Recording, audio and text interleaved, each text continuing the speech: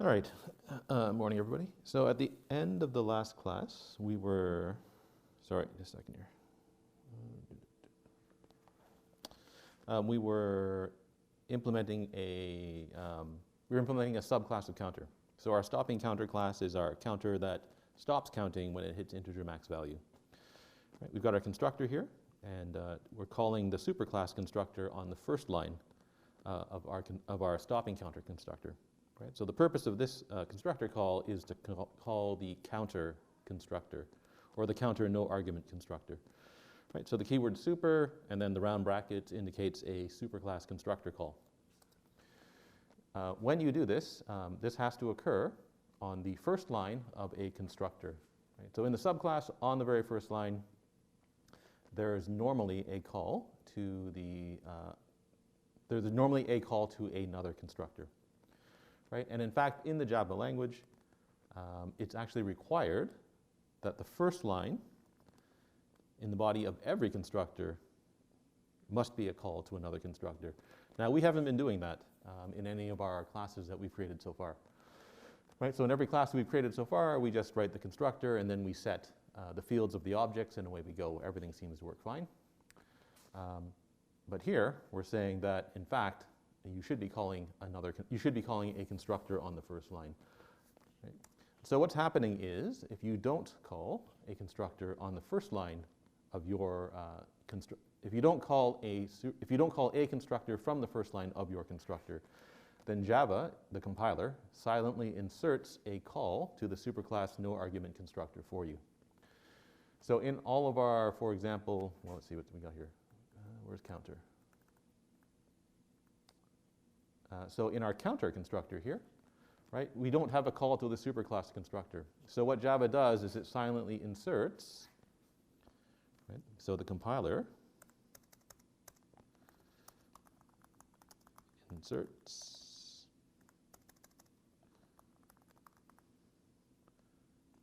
next line. Right, and so in every class we've created so far, what's actually happened is that the compiler is inserting this call to the superclass no argument constructor. Right? Now, what's the superclass of counter? It's object. Right? So java.lang.object. So this is in fact calling the object no argument constructor. Right? And the compiler automatically does that for you if you don't put a call to a constructor on the first line. Where are we here? Right? And so if you don't do that in the stopping counter class, then you'll also get a call to the counter no argument constructor. If the superclass default or no argument constructor does not exist, right, or is private, then you end up with a compilation error. Right? So the object no argument constructor exists and is public, which is why you don't get a compiler error every time you write a class. Right? But when you're creating your own classes, right, if the counter no argument constructor doesn't exist, then this is illegal. Right? So that call there doesn't compile. Right? Okay, so that's rule number one. Right? Rule number one, in every one of your constructors, there should be a call to another constructor. Rule number two, when you're going to call a constructor from inside another constructor, the only place it can happen is on the first line. Right, so if you want to use this or super to call a constructor in the same class or in the superclass, it has to happen on the first line. Right, you're not allowed to put it anywhere else. And then finally, three, a superclass constructor has to be called sometime during the initialization of the derived class object. Right, so what that's saying is that eventually you have to call, from a subclass you must call, from a subclass constructor you must call the superclass constructor. And now I'm going to explain why rule number three is here. All right, so rule number one, must call a constructor on the first line of every one of your constructors. Rule number two, the only place you can call a constructor is from the first line. And rule number three, eventually you have to call the superclass constructor.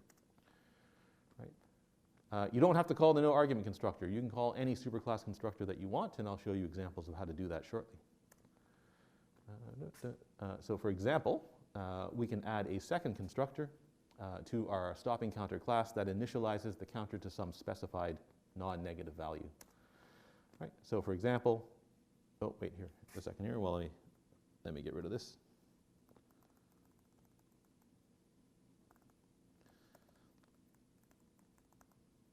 Oh, sorry.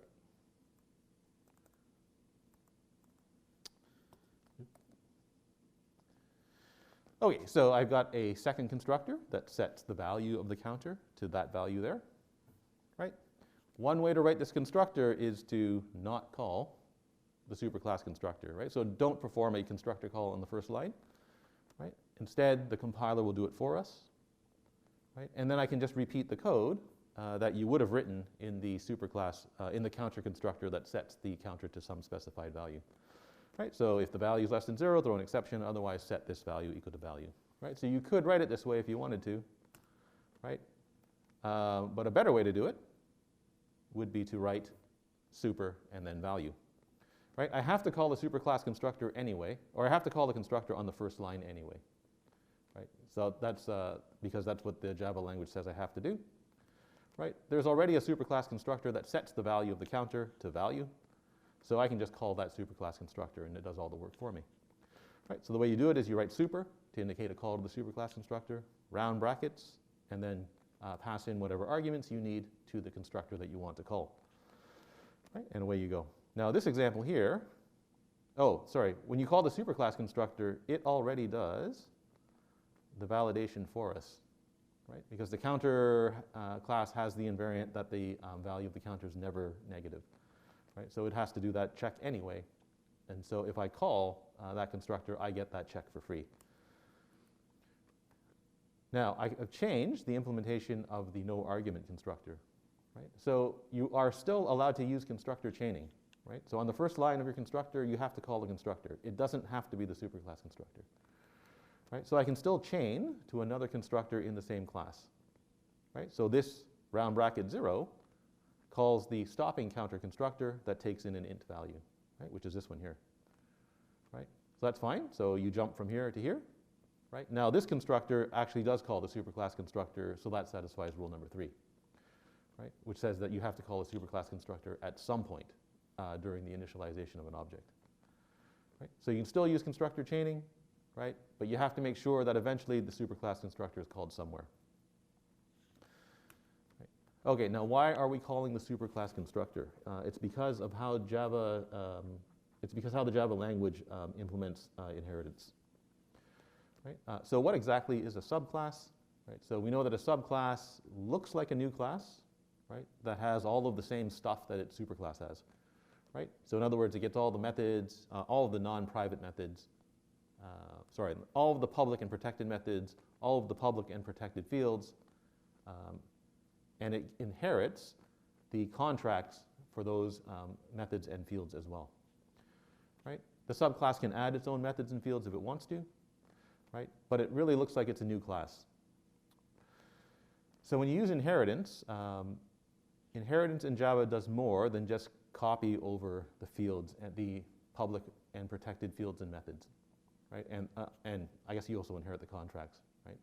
So in Java, what actually happens is your subclass object actually contains a sub-object of the parent class, right? So inside every stopping counter object, there is a counter object, right? Inside every counter object, there's a big O object, right? Now, what does that mean, right? So if I've got an object inside of another object, right, that sub-object has to be constructed, right? Because it's an object, right? Every object in Java needs to be constructed, right? Just like any regular object, right?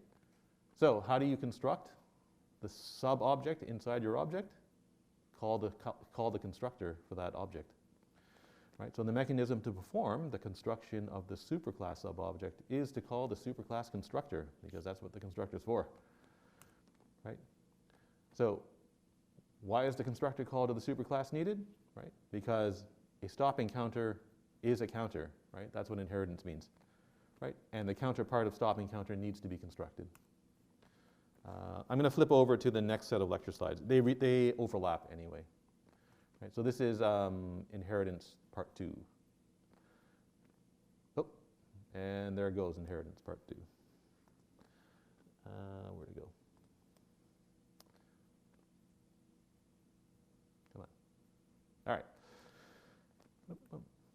So this is a picture of what happens when you actually make a stopping counter object. Right? So I'm going to make a stopping counter object by calling its constructor, passing in the value 1. Right? What does new do? New makes the object. Right? So new allocates the memory for the stopping counter object. Right? It then calls the constructor for stopping counter.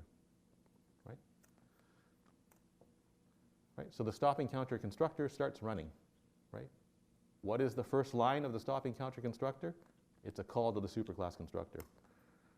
Right? So what does that do? It initializes the counter part of the stopping counter object, right, by calling the counter constructor.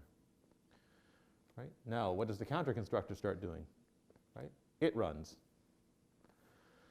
Right? And so what does the counter constructor do? It sets the value of the counter. But before it does that, right, what does the first line of the counter constructor do? It calls its superclass constructor.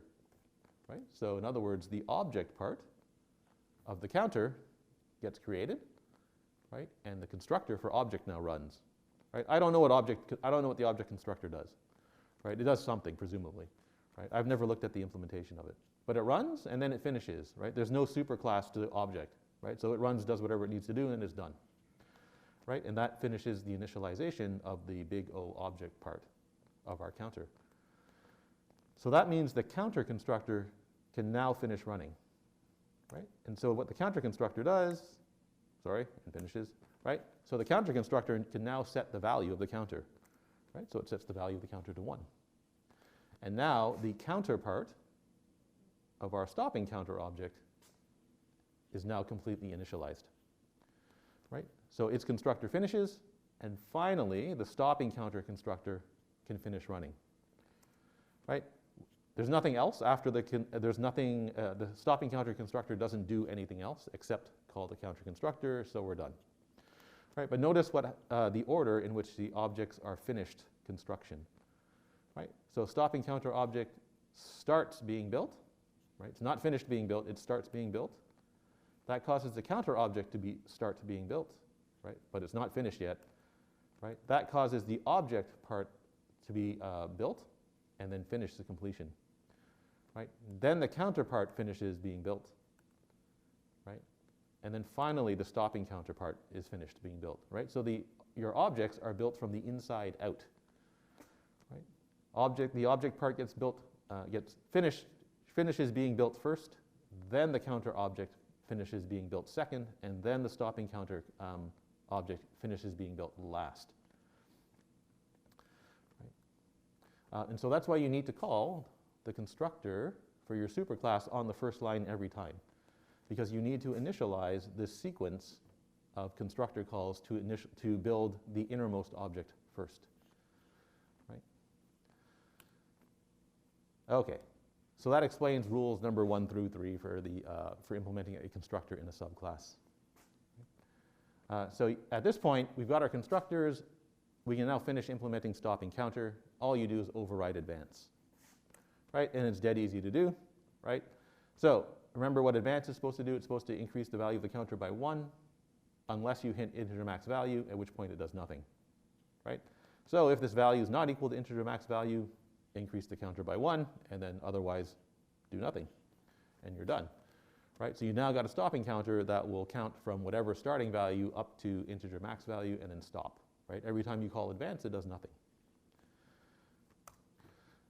Okay, so instead of stopping the counter, suppose you wanted to do something else, right? Like throw an exception. So when you hit integer max value, throw an exception to indicate to the caller that the counter can't count any further. Right? It actually turns out this is not a great idea. We'll talk about this a little bit later. Right? So again, you just make another class. Right? You extend the counter class. Right? And again, I don't need any special fields. Right? I don't need any additional fields in the throwing counter class. Right? The value of the counter, right? That field belongs to the counter class, so I don't need to repeat that field in the throwing counter class. I do need some constructors though, but the constructors look exactly the same as they did for the other class, for the stopping counter. Right? So nothing special here. Right? Again, call the superclass constructor on the first line. Right? Call the superclass constructor on the first line. right? And then override advance, right? So for advance, we throw an exception when you hit integer max value, right? Otherwise, add 1, right? So if the value is not equal to integer max value, add 1 to the value, right? Otherwise, throw an exception. Right? And so that's the mechanics of implementing a simple class using inheritance. Right? There isn't a lot different when you use inheritance to implement a class. Right? The only thing you really need to remember, you need the keyword extends, and you have to say what the superclass is, right? And then in your constructors, you need to remember that you have to call the superclass constructors. Right? Otherwise, it's the same as implementing a regular class. Right? Now, you don't have to use inheritance in this example. It turns out there's lots of ways to implement different types of counters that do something different when they hit integer max value. Right? So one way to do this is instead of creating a counter base class, right, you make a counter interface instead. Right? So make an interface called counter, have all of your counters implement the interface, and then they can do whatever they want when they hit advance. Right? If you do that, all of your counter classes, they need their own field to represent the value of the counter. Right? If you use inheritance, you get to reuse the field from the original, from the counter superclass. Right? So that would be one way to do this. Right? Now all your counters are still substitutable. Right? If you just use the counter interface for the type everywhere, then you can say counter C equals new throwing counter, for example, and everything works fine. Right? The other way you can do this is when you look at the implementation of the counter subclasses, right, all that's changing is the advance method. Right? So in other words, all that's really happening is we're changing what happens when the counter tries to be advanced past its maximum value. Right?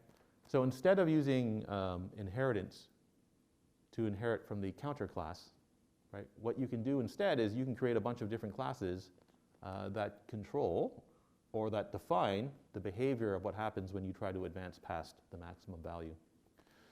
Right? And so this is what's called the strategy pattern. It's a very simple example of what's called the strategy pattern. Right? So create an object that encapsulates the behavior of what happens when something occurs. Right? And now you use composition to store one of those objects inside the counter class. I'm not going to go over that implementation right now, but it's relatively easy to do. Okay, what about equals? Right. So remember equals, I showed you two different ways to implement equals. Right? One used getClass, the other one used instance of. Right? I told you when we did that it would matter when we talked about inheritance. Right? And so now it matters because we're in inheritance. We're talking about inheritance now. Right? So the question that you have to ask when you start to create an inheritance hierarchy is, do you want an equals method for the classes in your hierarchy? You may not. Right? But if you do you want to be able to compare different kinds of subclasses to one another for equality? Right? So in other words, do I want to compare the different counters to see if they're equal? Right? Now in this example, it seems to make sense. Right? It makes sense that I can compare a counter to a stopping counter for equality. Right? Just check if their values are the same. Right? I can compare if a stopping counter is equal to a throwing counter. Again, just check if their values are the same. So it seems like this is what we want to do for the counter class. It may not be, right? It depends on what you're making the class for. Now, suppose we use getClass to implement equals, right? So in other words, we do this in the counter class, right? So this is important up here, right? In counter, right? I override equals. Right? I do the usual things, right? So I check if that object is the same object as the counter object that was used to call equals, right? So if this equals obj, same objects, return true, right? Check if obj is null, in which case you return false. Now we use getClass, right? Now remember what getClass does? getClass checks if the class of that is exactly the same as counter. Right? Because we're inside the counter class. Right? So if that's not a counter, right? So for example, if it's a stopping counter, right? Then obj getClass is stopping counter. This getClass is counter. They're not the same, so this returns false. Right? So if you implement equals using getClass, this prevents subtype, this prevents comparing subtype objects or different subtype objects for equality, right? Which might be what you want to do. Right? Now, if you want to compare different types of counters for equality, then you cannot use getClass. Right? So if I make a counter, right, and I make a second counter, and so both their values will be 0, right? If I check if they're equal, this will print true, right? If I make a stopping counter and a second stopping counter, right, both their values are 0, so this will return true. Notice that I haven't overridden equals in stopping counter, right? Stopping counter inherits this version of equals from counter, right? So I don't have to re-implement it, right? So this will also return true. Here I've got a counter and a stopping counter object. So they're not the same, they're not the exact same type. When I compare them, you'll get false. Right? I've got a stopping counter here and a throwing counter here, not exactly the same type. If I compare them with equals, that will return false, right? Even if they have the same value. So if you want to do mixed type comparisons, you must use instance of. Right? So again, in the counter class, when you implement equals, right, do all the usual things. So check if this and obj are the same object. Right? Next, check if obj is not an instance of counter. Right? Hang on here. Okay. Now remember what instance of does. Right? So one of the things it does is it checks if obj and counter are the exact same type. Right? So if obj is a counter, then counter instance of counter is true. Right? The other thing it does, or one of the other things that it does, is it checks if obj is a subclass of counter, right? Or is an object that is a subclass of counter, right? So if obj is a stopping counter, right? A stopping counter is an instance of a counter, right? So this returns true in this case, right? Not true is false, so we skip over and do the comparison. Right? So instance of will also check if a obj is a subclass of counter, right? Which is what we want if we want to allow subclass comparisons. Right? And then go ahead and do and then complete the rest of equals, doing the usual thing. Right? So now, when you use the instance of version of equals, right? I have two counters, they're equal. I have two stopping counters, they're equal. Right? I have a stopping counter and a counter. Right? Both of their values are 0. Now when I use equals, equals returns true, right? Because I'm using instance of in this case. Right? I have a stopping counter and a throwing counter. If I use equals, they're both equals will now return true. Right? So instance of allows cross-type comparisons. Right? If that's what you want to do, you must use instance of. Right? You can't use getClass. Okay. There's something a bit unusual in the code that I've been showing you, right? Notice that on the left-hand side of the equal signs, or of the assignment operators, I'm always writing counter, right? So counter C3 equals new stopping counter, right?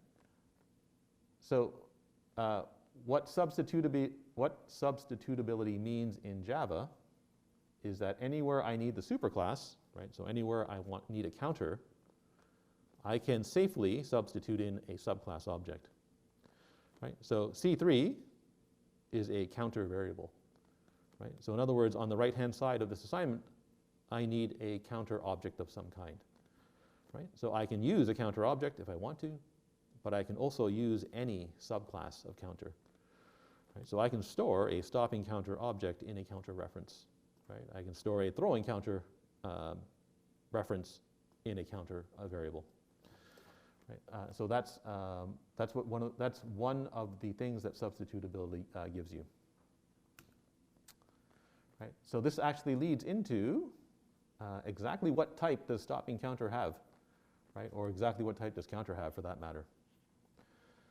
So in Java, with the exception of java.lang.object, right? All other objects have more than one type. Right? So an object's types include its own class type, right? All of its ancestor class types, and all of its interface types. Right? So what does that mean? That means a stopping counter. Right? One of its types is stopping counter. Another one of its types is counter, because that's its superclass. Right? Another one of its types is object, because that's counter's superclass. Right? And if we implemented comparable, one of its types would also be comparable.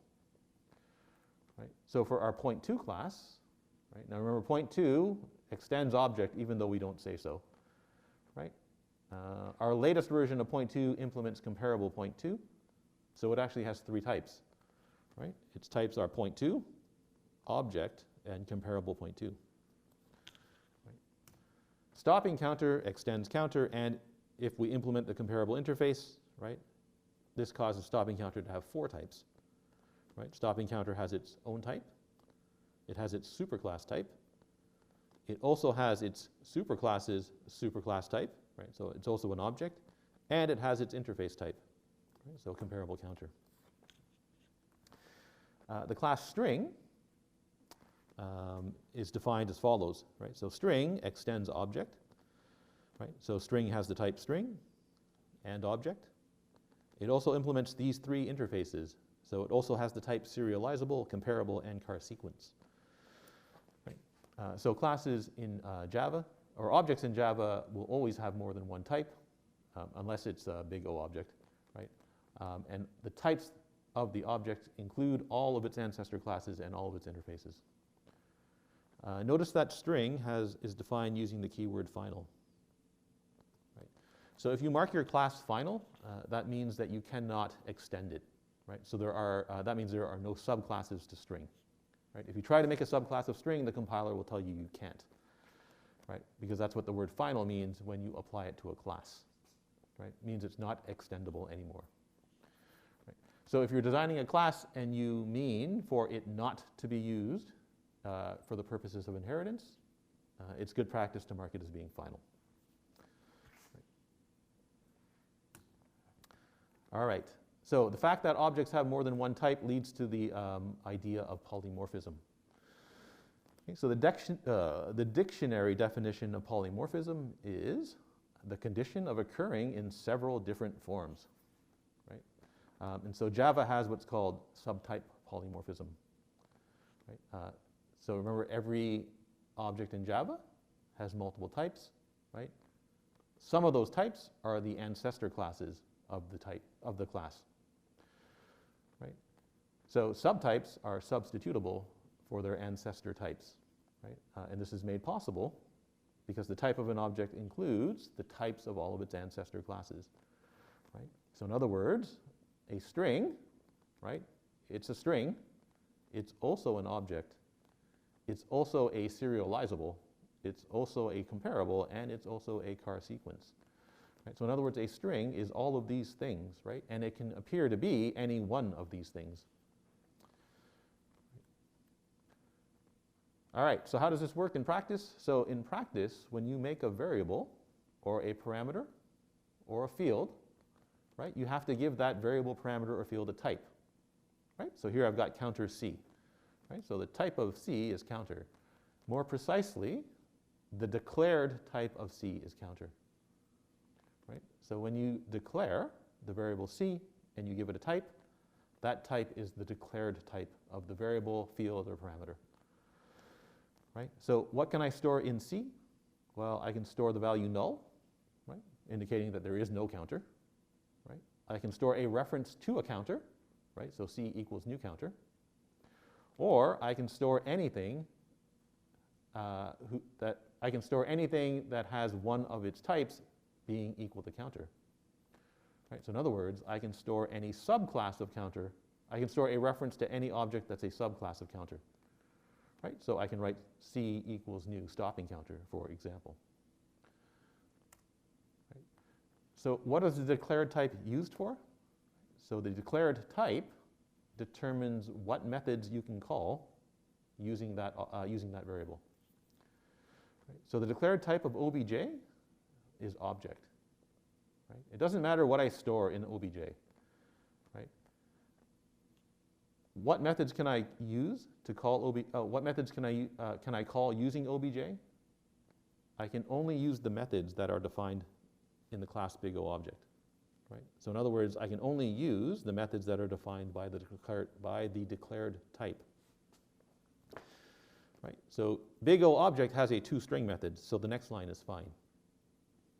Right? Now notice that what object do I actually store in obj? Well, I store an array list. Right? If I try to write obj.add, the string hello, the compiler will complain. Right? The compiler says that obj is an object, a big O object, and object has no add method. Right? Therefore, you can't call add using obj. Right? Even though you stored an array list in obj. Right? So it's the declared type that determines what you can use the variable for. Right? Similarly, right, if I make a set, right, so a T is a set. Now remember, set's an interface, right? It's not a class. Right? I can put a tree set into this variable T because tree set implements the set interface. Right? Every set has an add method. So I can write T add hello and everything works fine. Right? If I try to write T dot first, that doesn't work, even though tree set has a method called first. Right? First returns the first element of the set, of the tree set. Right? That makes sense because tree sets are sorted. Right? So it has a first element and has the last element. Right? But regular sets are not normally sorted. So there is no first method for plain old sets. Right? And the type of T is the interface set. Right? Big S set has no first method. Therefore, you cannot use T to call first. Right? And the compiler will complain. Right? All right, if I change the type of T to sorted set, which is another interface, right? It's the interface that tree set implements, right? Then I can write T add hello and I can write T first because sorted set has an add and a first method, right? So now that's fine. Right? So remember, it's the declared type that determines what you can use the variable for. Right? Now what about the thing on the right-hand side, right? So what about the fact that it's actually a tree set on the right-hand side of the equal sign? Right? So in an assignment or initialization expression, the type on the right-hand side of the equals operator, of the assignment operator, is what's called the runtime or actual type. Right? So runtime or actual, they're both the same, they mean the same thing. So if I write C equals new stopping counter, then the runtime or actual type of C is stopping counter. Right? The declared type of C is counter. Right? Runtime type is stopping counter. Right? What does the runtime type do? So the runtime type determines which version of a non-static method gets called when you use a variable. Right? So here's our example again where we've got obj. Right? Obj, its runtime type is counter. Right? So when I write obj.toString, right, which version of the toString method do I get? Right? Well, it's the runtime type that determines the version of the method. So you get the counter version of toString. Right? Is it legal to call toString using obj? Yes, because obj is a big O object, right? And big O object has a method called toString. Right? So in other words, you don't get the object version of toString, you get the counter version of toString. And that's what polymorphism means. Right? What is obj? Right? Well, its declared type is object. Right? So whenever I use object, I can only use the methods in big O. Whenever I use obj, I can only use the methods in big O object. Right? However, when I call a method with obj, right, now its type appears to change. Right? Because when I call toString, I get the counter version of toString. Right? I don't get the object version of toString. Right? And that's exactly what polymorphism means. Right? An object can appear to have more than one type. Right? Here, to call the method, obj has the type big O object. When the method's actually called, it appears to have the type counter. Right? So this turns out to be very powerful in Java. Right? So you can write a method like print, right, that takes in some type, right? In this case, big O object. Right? So this print method will take in any type, in any non-primitive type in Java. right? I can pass any reference to this method, and this method will work, right? Why? Because object defines the method toString, so I'm allowed to call toString inside this method, right? Now, the power of polymorphism is it doesn't matter what I pass into this method, right? I get that object's runtime type version of toString, right? So in other words, if I pass in a, is this one fixed? Okay, this one's fixed, right? So if I pass in a string to print, I get the string version of toString. If I pass in a list, right, or an array list to print, I get the array list version of toString. If I pass in a date object, right, even though its declared type is O, right, if I pass in a date object, when I print that object, I get the date version of toString, right? And so that's the power of polymorphism, right? The fact that objects have more than one type lets you change the version of the method that's called when the program actually runs, right?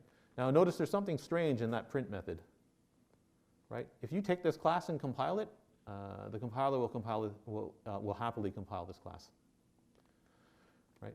So in other words, it can compile the class, and it doesn't know what the runtime type of obj is, right? Because it can't know, right? All that the compiler sees is this one method right here, right? So the compiler can't actually determine which version of toString gets called in the print method, right? But it can still compile the printer class without any issues, right? The actual version of toString that gets called when your program runs, that can't be determined until you actually run the program, right? So someone writes a program, uses the printer class, right? Then at runtime, it's whatever type of object that they pass into print that gets the toString method called on it, right? You can write 50 different programs, and they will all have different, in the end, they'll all end up calling a different version of toString, right? So when you use the runtime type to determine which version of a method is called, right, then that's called dynamic dispatch, right, or late binding, right? So both of these terms mean the same thing, right? Dynamic, meaning it happens at runtime, right? So which version of toString gets called? Well, I know at runtime, right? How do you actually call the method, or calling the method?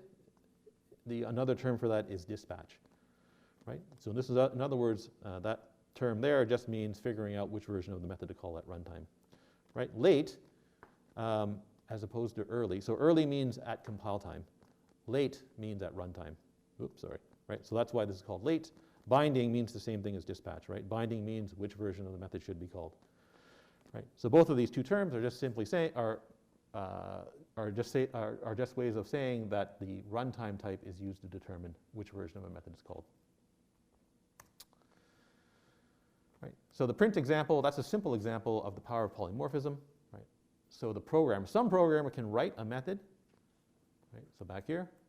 Right. So whoever wrote this method, right, all that they did was they looked at the documentation for big O object. In big O object, they saw that there's a method called toString, right? They looked at the contract for toString. toString says that it gives you the string representation of the object. And they say, great, that's what I want. And they wrote this code here, right? So you can write code using the contracts of a superclass or of an interface, right? Right? So you can write a method using the interface or ancestor type, and the method works for objects of any descendant type, right? So in other words, I can write that print method, and it works for any object that I pass into the method. Right? If you look inside any one of the utility classes, like collections in the Java standard library, you'll see examples of polymorphism at work all over the place. Right? So if we look at, where's my web browser? Here's the collections class. Right? Remember what collections does? It's the class that contains a bunch of utility methods that operate on collections, right? So sets, lists, and maps.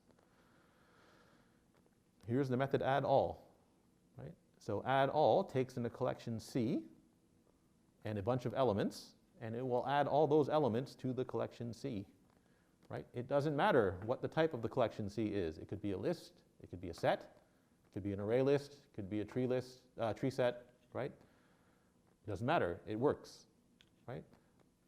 Why does it work? Because it takes the type, the declared type of C is collection, right?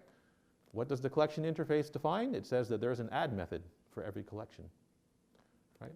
So this method here simply calls add on your collection C for every element that you pass in, right? And it doesn't matter what type of collection you pass in, it just works, right? Here's binary search, right? You want to binary search a list? Great, pass in a list, right? And tell me what thing you're looking for, or tell me what element you're searching for, right? That's the key, right? What type of list do I need? It doesn't matter as long as it implements the list interface, right? So I can binary search an array list, I can binary search a tree list, a linked list. If you make your own list class, you can binary search your own list class, right? And whoever wrote this method, they don't need to know how your class is implemented, right? All that they need to know is that it's a list, right? And this goes on, so this goes on and on and on and on, right? So there's methods that, what's an interesting map method? Is there an interesting map method here that I want to show you? Not really. Okay, but there's if you can find a map method in here that's that might be interesting to look at, right? It'll just take in a map, and it'll work for every map. Oh, okay. What time is it? 11:11. I guess that's a good place to stop, because otherwise we're going to move into another topic. So let's stop there, and we'll pick this up next week. Anybody have any questions about today's lecture? Super. I think I already told you your assignment. The next assignment's already out, right? So assignment 5 is available to you. It's an interface assignment. So you're implementing a bunch of, well, you're implementing 3 classes that either have to implement, I think they all implement an interface, right? And it's a cute little problem that you might have learned how to solve in first year physics if you've taken physics. Other than that, have a good weekend. I'll see you next week.